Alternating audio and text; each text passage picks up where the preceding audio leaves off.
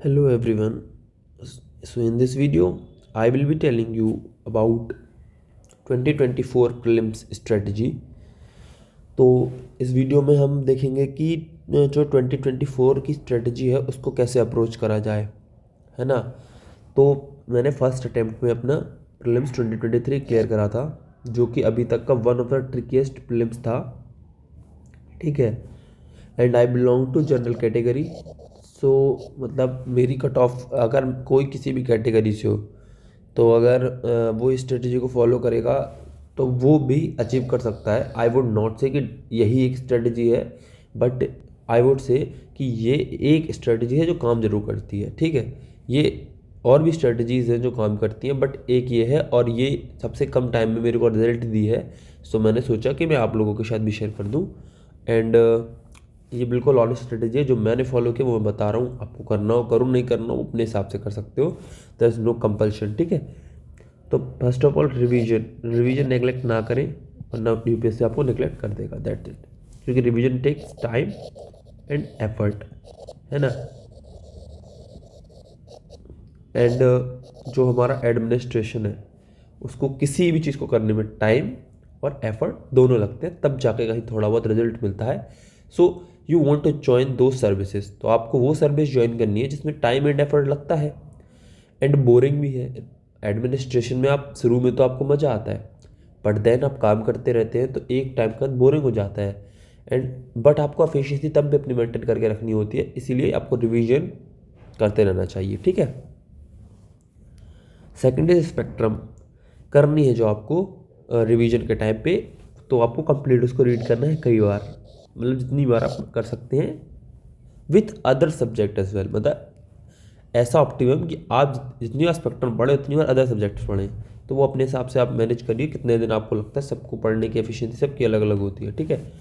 PYQ ज़रूर करने हैं, और जो टॉपिक्स स्पेक्ट्रम में नहीं है और पीवाईक्यू में पूछे गए हैं उनको आप अलग से प्रिपेयर कर सकते हैं, किसी भी रिसोर्स से, किसी भी नोट से, गूगल से, विकीपीडिया से, उनके नोट्स बना के आप पढ़ सकते हैं, ठीक है। खुद से करिएगा, ये रिसर्च करिए विकीपीडिया पे, गूगल पे, तो खुद से करिए, तो इससे आपकी मेमोरी में वो बैठ जाता है और अंत में हमें ही याद रखना है ना। तो फिर अब सेकंड बुक है लक्ष्मीकांत, ये आपको पढ़नी है अच्छे से और पीवाईक्यू करने हैं। जो भी एक तो टॉपिक नहीं है वो कर सकते हैं। साथ में बेयर एक्ट्स की बुक अगर आप पढ़ना चाहें पढ़ लीजिए, बिकॉज क्वेश्चंस बेयर एक्ट से मतलब लाइन्स उठ के आ जाती हैं। फिर है शंकर आईएएस की बुक है जो आपको एनवायरनमेंट के लिए पढ़नी है, ठीक है। अब मैं कह रहा हूँ आप किसी और कोचिंग की भी ले सकते हैं, शंकर है एंड एक कोचिंग है जो मतलब पीएमएफ है या जो भी है, तो मैं किसी को प्रमोट नहीं कर रहा।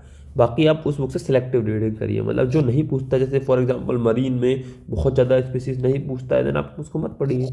अगर वो स्पीसीज़ सिर्फ हमारे यहाँ के wild life and national park से पूछता है तो देन आपको वो पीवाईक्यू देखने हैं एंड वहीं की सारी स्पीसीज नोट करनी है। फॉर एग्जांपल आप एक चार्ट बना लीजिए, फलाने पार्क में फलानी स्पीशीज़ है, और ऐसी स्पीशीज़ नोट करिए जिसकी यूनिक फीचर हो। मतलब कोई बैगल डांस करती है, कोई रात को जागती हैं, कोई अपने आप को प्रोटेक्ट करने के लिए शील्ड बना लेती हैं, पेंगोलिन है, मरमट है। तो ये क्वेश्चन यूपीएससी पूछता है, यूपीएससी पूछता है ऐसी स्पीशीज़ जिनका कुछ स्पेसिफिक फीचर है और जो हमारे यहाँ के नेशनल पार्क्स में पाई जाती है, तो आपको उनको नोट करना है चार्ट बना के, ठीक है। और मैं अगर बनाता हूँ तो मैं आपको ज़रूर शेयर कर दूंगा, यहाँ पे मैं यूट्यूब पे उनकी शॉर्ट डाल दूंगा या फिर मैं वीडियो बना के उनको टीच कर दूंगा, ठीक है। और आपको ये काम खुद भी करना है, तो अगर आप मेरी वीडियो से रिवीजन कर सकते हैं। विवेक सिंह सर, रमेश सिंह सर या मुन्ना सर, जिससे भी आपने पढ़ा हो, जिस और अदर टीचर से भी, है ना, अदर कोई कोचिंग का टीचर हो, तो आपने उनके नोट्स रिवाइज कर लेने हैं, मोर देन इनफ है, उनको ही रिवाइज करिए। पीवाईक्यू लगाइए, कोई टॉपिक मिस हो रहा हो तो यूट्यूब से कवर कर लीजिए जहाँ से भी हो।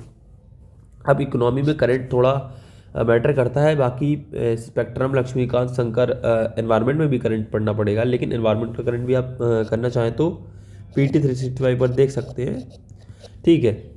और इनके लिए मतलब हिस्ट्री और पॉलिटिकली करंट मैटर नहीं करता, बिकॉज करंट में अगर मान लो प्रेसिडेंट है भी, देन वो है तो स्टैटिक टॉपिक ना। अगर अमेंडमेंट है कहीं पे कुछ कॉन्स्टिट्यूशन या कुछ, देन वो मैटर करेगा, देन आप उसको ध्यान रखिए, बस उसके लिए आप सिर्फ न्यूज़पेपर फॉलो करेंगे, ठीक। पीवाईक्यू PD 365 एक अच्छा सोर्स है, अगर आपको कोई और सोर्स पता है तो पढ़ लीजिए। मैंने जस्ट केस उनके लिए बताया जो नहीं पता कि क्या पढ़ना है, पता चला कि वो ये बोले कि कुछ बताया ही नहीं, बस करंट बोल दिया। तो पीटी एक सोर्स है जो करा जा सकता है, और भी करे जा सकते हैं, बट करना एक ही है, या तो पीटी करें या तो कोई और करें, एक ही करें, ठीक। साइंस एंड टेक में प्लेसेस न्यूज़ में जो कि न्यूज़पेपर में आएंगे उसको कवर करना है, और जो एनी और अदर मटेरियल से एक बार आपको देख लेना है places in news and science and tech किसी एक मटेरियल से। पीटी भी हो सकती है, कोई और भी हो सकती है। मैं किसी कोचिंग का प्रमोशन करने नहीं बैठा हूँ, आपको जो पसंद आए वो कर सकते हैं, बट एक सोर्स कर लीजिए जिससे आपका कवरेज बढ़ जाएगा, है ना, क्योंकि कवरेज बहुत मैटर करता है प्री के पेपर में। आपको पेरीफेरल नॉलेज मिल जाएगा और क्या पता आपकी वो हेल्प हो जाए। ठीक, अब ना मैंने FLT नहीं लगाए थे भाई, क्लियर बता दूं क्यों। रीज़न है क्योंकि FLT में जो पैटर्न है ना पूछने का वो UPSC से बिल्कुल अलग है, इसीलिए बच्चे मेहनत करने के बाद भी फेल हो रहे हैं, है ना। तो मैंने PYQ करे हैं, हर को PYQ को एटलीस्ट 20 टाइम्स मतलब देखना है अपनी नज़रों से, जिससे आपको याद हो जाए पैटर्न वो, और वो पैटर्न आपको याद रहेगा तो जब आप पेपर में उस तरीके का क्वेश्चन देखेंगे ना, उस टाइप का, तो आप समझ जाएंगे कि कौन सा स्टेटमेंट लगभग सही हो सकता है, कौन सा गलत, ये आपको आइडिया मिल जाएगा, जिससे कि आप स्टेटमेंट एलिमिनेट कर सकते हैं। आप जिस तरह का पैटर्न आ रहा है ओनली 1 ओनली 2, तो आप जितने स्टेटमेंट हटा पाएँ उतने हटा दीजिए, बाकी आप आंसर लगा सकते हैं। ये तरीका मैंने फॉलो करा था, ठीक है। एंड दिस वर्क्स, ये वर्क करता है। Have of faith in it, अगर आपको रखनी है तो रखिए, नहीं रखनी है तो आपकी मर्जी, ठीक है। And I would say all the best to everyone. अगर आपकी और कोई क्वेरी है आप मुझे कमेंट सेक्शन में पूछ सकते हैं। I will be very glad to help you, ठीक है। तो जो भी आपकी क्वेरी हो आप बिल्कुल पूछ सकते हैं। एंड मैं आगे और भी वीडियो शेयर करता रहूँगा, जो भी टॉपिक मुझे इंपॉर्टेंट लगते हैं उनकी वीडियो बना कर मैं शेयर कर दूँगा। And thank you everyone for watching this video. Have a good day and study hard. और मैं कुछ चीज़ें बताना चाहता हूँ अदर देन दिस। देखिए भाई, एक चीज़ बताता हूँ, अगर आप, मैं अपनी पर्सनल मिस्टेक्स बताता हूँ और उनके साथ आपको रिलेट करवाता हूँ, थोड़ा बहुत जो कर पाए नहीं कर पाए वैलिड को, ठीक। तो मिस्टेक्स जो है ना, इस कभी हम क्या करते हैं, देखो हम अक्टूबर से ही प्री का पढ़ते हैं। प्री पढ़ना है जैन ख़त्म, फैब की डे 1 से प्री आपको पढ़ना है। आपको सोचिए 28 डेज ये, 31 डेज वो, 30 डेज वो एंड 27 डेज वो, देन यू हैव लगभग अगर आप देखोगे 8 15 16 एंड 1 कैरी 3 3 6 2 8 2 10 11 116 दिन है ना, बहुत होता है यार। मतलब you are giving too much time to pre, तो आप यहाँ से दे सकते हैं। और अभी ना दिसंबर है, दिसंबर टू जैन में आप अपना मेंस का पढ़िए, बिकॉज मैंने प्री क्लियर करा था but I couldn't clear the mains, है ना, आई कुड नॉट, मीन्स मैं कर नहीं सका। तो फ़ायदा क्या हुआ, मुझे फिर से प्री देना पड़ रहा है एंड वो फिर से वही साइकिल में आ गया। तो इसलिए आप एक चीज़ ध्यान रखिए कि आपको इस तरीके से पढ़ना है कि आपका प्री के साथ मेंस भी निकले। तो आप जैन में जान लगा दीजिए, मेंस का अपना 8 to 10 आवर्स दे के निकाल देना है, ठीक है। सेकंड थिंग मैं कहूँगा कि आप फ़ोन है इससे दूर रहना है, ठीक है। मतलब दूर रहने का सेंस इसमें ऐसा है कि आप अगर 2 घंटे पढ़ रहे हैं तो स्विच ऑफ ही कर दीजिए, कोई फ़र्क नहीं पड़ता किसी को, ठीक है। दुनिया चलती रहेगी, आप फेल होते रहेंगे, किसी को मज़े लेते रहेंगे लोग, ठीक है। मेरे साथ ये हुआ है, लोगों ने मेरे से मज़े लिए और मेरी मिस्टेक थी। मैं एक टाइम पे फ़ोन को ना, मुझे पता नहीं चल रहा था पर मैं अननेसेसरीली बहुत ज़्यादा यूज़ कर रहा था। अब मैं जब अपने डिजिटल वेलबींग है ना अब देखता हूँ ना पास्ट 1 ईयर का, तो मैंने on an average 5 hour phone use करा है। और बचे टाइम भले ही मैंने थोड़ा बहुत स्टडी की हो 6 to 7 आवर, बट तो 5 आवर ज़्यादा होता है फ़ोन। तो phone should be in a limit of 2 hours at max, है ना। और अगर स्टडी के लिए यूज़ कर रहे हो तो 5 आवर्स एट मैक्स, बस इससे ज़्यादा नहीं होना चाहिए। लेकिन फ़ोन पे स्टडी में डिस्ट्रैक्शंस होते हैं, है ना, डिस्ट्रैक्शन बहुत ज़्यादा होते हैं। सो आपको मेक श्योर करना है कि आप फ़ोन को दूर रखें जब आप बुक से पढ़ें, और प्लीज़ बुक से पढ़िए। बुक्स ले लीजिए, PDF 10 पन्ने के लिए होनी चाहिए, 500 पन्ने की बुक की कोई PDF नहीं पढ़ता, पागल होते हैं वो। बुक से पढ़ना ज़रूरी है, ठीक है। देन रिवीजन अच्छा हो जाता है एंड आपका फोकस बना रहता है, ठीक। ये चीज़ें हो गई। एंड प्लीज़ बी सीरियस, है ना, ये चीज़ मैं कहूँगा, कंसिस्टेंट रहिए, क्योंकि मैं अपनी गलतियों से बता रहा हूँ, कोई नहीं बताएगा।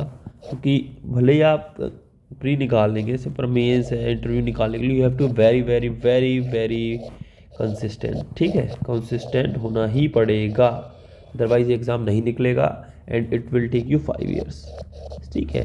तो आप कंसिस्टेंट रहिए। मैं पर्सनल एक्सपीरियंस से बताऊँ, बहुत बुरा लगता है जब आप फेल करते हैं, आई नो बुरा लगता है जब आप फेल करते हैं, but that is the part of process. But बुरा पता क्यों लगता है, मैंने रियलाइज़ करा, शायद एफर्ट्स कम रहते हैं कभी कभी। देखो 99% लोगों के एफर्ट्स ही कम रहते हैं, 1% होते हैं जिनके एफर्ट कम रहते हैं, तो उन्हें बुरा भी नहीं लगता है, because they work hard again, है ना। वो वर्क हार्ड करते हैं, थोड़ा बुरा लगता है, लेकिन वो उन्हें पता है कि मैंने पूरा दिया है।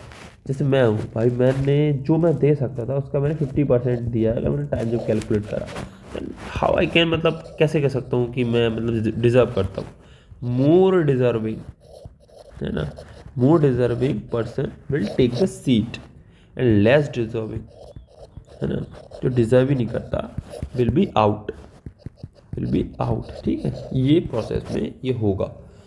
तो देन मेक श्योर कि आप अच्छे से पढ़ रहे हैं। एंड आपको अगर पढ़ने में कोई प्रॉब्लम हो रही है, आप मेरे से टेलीग्राम पे पूछ सकते हैं। टेलीग्राम का लिंक मैंने अपने लास्ट लेक्चर में दिया था, मैं यहाँ पे भी डाल दूँगा।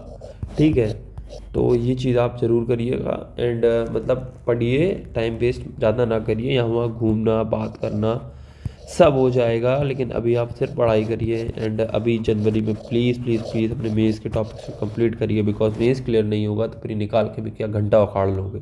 ठीक है, all the best, thank you for watching this video. And जो भी डाउट हो आप कमेंट में पूछ सकते हैं। Thank you everyone.